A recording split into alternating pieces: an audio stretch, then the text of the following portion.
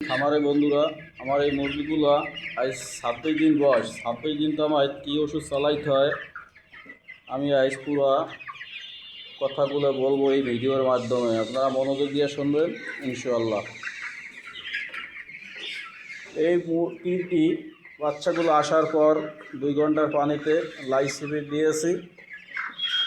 তারপর আমি কুপিলাস শেপাওন এভাবে করিয়া 4 দিন দিছি।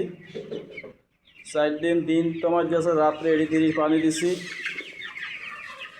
তারপর ভোরে সাদা পানি দিছি। সাদা পানির পর 5 দিনের দিন ভ্যাকসিন করছি।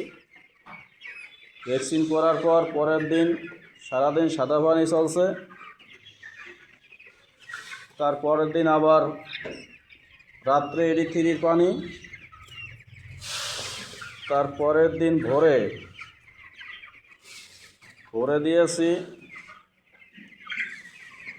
লিভার টনিক, রাত্রে দিয়েছি ক্যালসিয়াম। এভাবে করিয়া 3 দিনের পর 3 দিন শেষ হওয়ার পর আবার রাত্রে জিঙ্ক, ভোরে লিভার টনিক। এভাবে করতে করতে মাঝখানে গেছে 2 দিন সাদা পানি। এরপর আবার 12 দিনের দিন ওই একই নিয়ম, রাত্রে 83, পরদিন ভ্যাকসিন, রাত্রে ভ্যাকসিনের পর আবার 83 বা পরের দিন আবার সারাদিন সাদা পানি।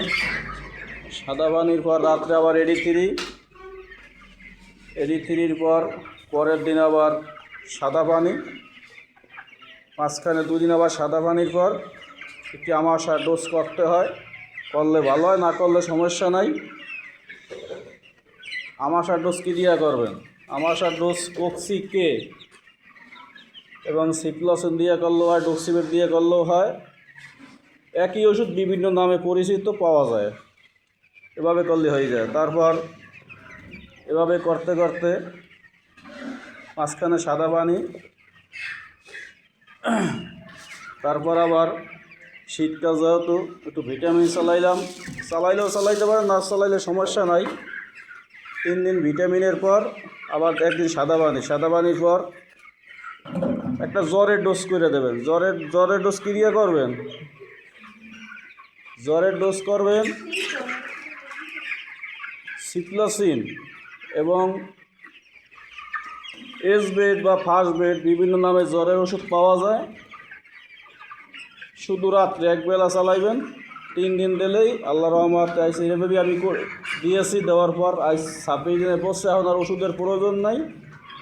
তারপরও যদি সমস্যা দেখেন তাহলে ওষুধ চালাইতে হবে, নাহলে শুধু সাদা পানি চালাইলেই হবে। হয়তো আর 4 দিন পর মুরগিগুলা সেল দিয়ে দেবো ইনশাল্লাহ। দেখেন আজ 26 দিন বয়স, শীতের খেয়ে আল্লাহ রহমত মাশাল্লাহ। এভাবে মুরগি পালবেন। এই ভিডিওটা আপনারা দেখলে এইভাবে পাললেই হয়, বেশি কিছু লাগে না।